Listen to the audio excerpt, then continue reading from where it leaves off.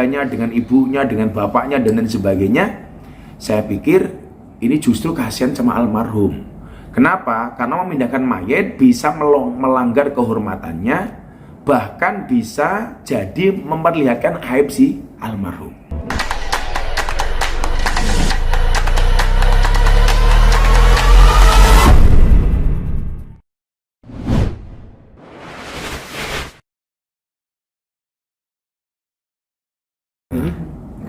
Mungkin sedikit soal pemindahan pemakam Vanessa.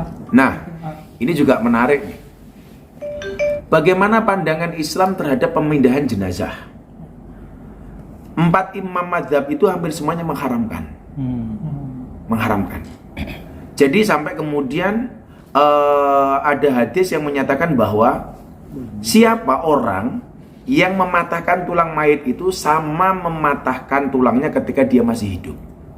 Betapa beratnya kemudian akibat yang harus diterima. Itu artinya ketika seseorang memindahkan mayat yang bisa menyebabkan patah tulang atau retak karena diangkat ataupun dipindahkan, maka kita melukai dan menciderai kehormatan mayat tersebut. Maka Rasulullah makamnya di Nabawi, kemudian Siti Aisyah pun berbeda tempat, dan ternyata nggak ada upaya untuk menjadikan mereka bersama. Ini artinya apa? Ini artinya memang tidak ada contoh memindahkan makam itu kecuali alasan syar'i. Lebih dari itu, kalau alasannya hanya sekedar supaya dekat dengan keluarganya, dengan ibunya, dengan bapaknya, dan lain sebagainya, saya pikir ini justru kasihan sama almarhum. Kenapa? Karena memindahkan mayat bisa melanggar kehormatannya, bahkan bisa jadi memperlihatkan aib si almarhum. Ya, mendingan nggak usah kan itu.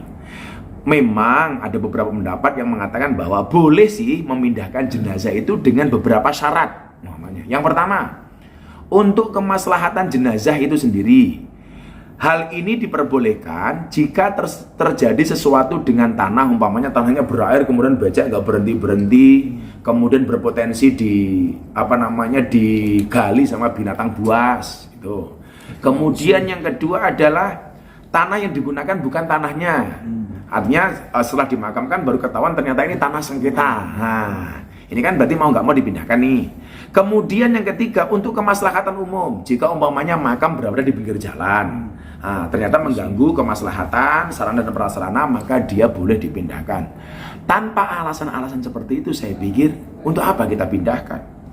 Kemudian belum lagi persoalan hukum negara atau administrasi.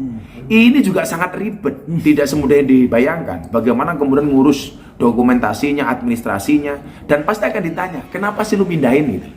Nah, pada akhirnya saya pikir yang menjadi alasan adalah alasan syariat. Ya kalau nggak ada alasan-alasan itu ya sudahlah. Saya bilang ya, yang paling dibutuhkan oleh almarhum yang sudah meninggal itu bukan pemindahan makam, tetapi doa dari ahli waris yang ditinggalkan. Itu saya pikir jauh lebih bijak kita perbanyak dibandingkan kita berpolemik soal pemindahan makam. Terus kalau di Islam sendiri maksudnya baik di hadis maupun di Al-Quran ada nggak sih yang mengatur masalah pemindahan makam? Pendapat imam madhab yang 4 itu jelas. Itu 2 secara tegas mengharamkan, yang 2 itu memperbolehkan dengan catatan yang tadi saya sampaikan. Di luar itu nggak ada. Kalau apalagi alasannya kan pengen dekat dengan ibunya, kata lagi gitu. Lah makamnya Aisyah saja bisa dengan Kanjeng Nabi kok. Makamnya Nabi di mana? Di Masjid Nabawi kan? Siti Aisyah di luar. Dan ternyata nggak ada upaya untuk pemindahan itu. Kalau kemudian ini diperbolehkan, saya pikir indah betul kalau makamnya Siti Aisyah bersama dengan Rasulullah dipindahkan. Dan ternyata kan tidak gitu. Nah itu. Saya pikir ya sudahlah, kita doakan saja Allah menutupi aibnya, mengampuni dosa-dosanya tanpa harus kemudian kita bongkar-bongkar. Saya pikir almarhum sudah tenang kok di sana gitu. Insya Allah dengan doa-doa yang kita panjatkan bisa membuat almarhum hidup bahagia kok di sana di alam lain. Terkait dengan apa tadi Gus bilang memindahkan makam tulangnya patah ya, seperti kita berdosa mematahkan tulang ketika dia masih hidup.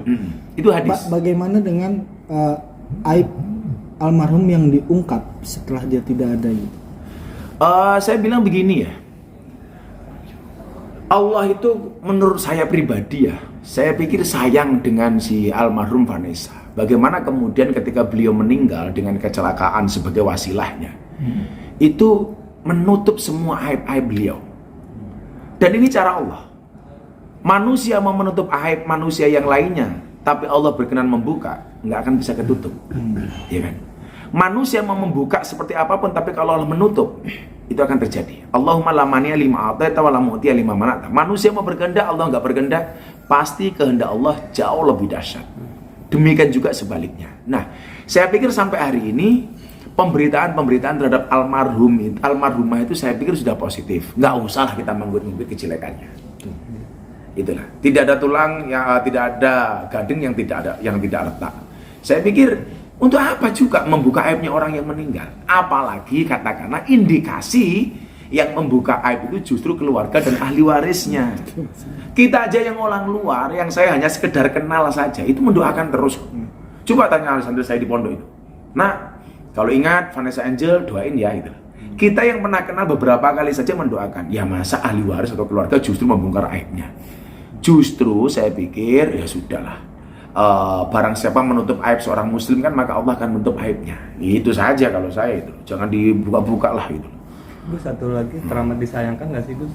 Maksudnya salah satu pihak itu ya tetap ingin memindahkan makam tersebut. Berdasarkan uraian yang telah tadi saya sampaikan, lebih baik menurut saya kalau saya dimintain pendapat sama teman-teman media, makam tidak usah dipindahkan. Kecuali dengan alasan-alasan yang tadi saya sampaikan.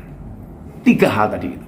Kemaslahatan jenazah, persoalan tanah, dan kemaslahatan umat. Kalau nggak ada alasan itu, untuk apa dipindah? Untuk hukum Islamnya sendiri seperti apa? Haram. Misalkan Haram. Tanpa alasan itu, fix. Gus, yang terakhir, Bah. sekarang lagi banyak fenomena nih, ketika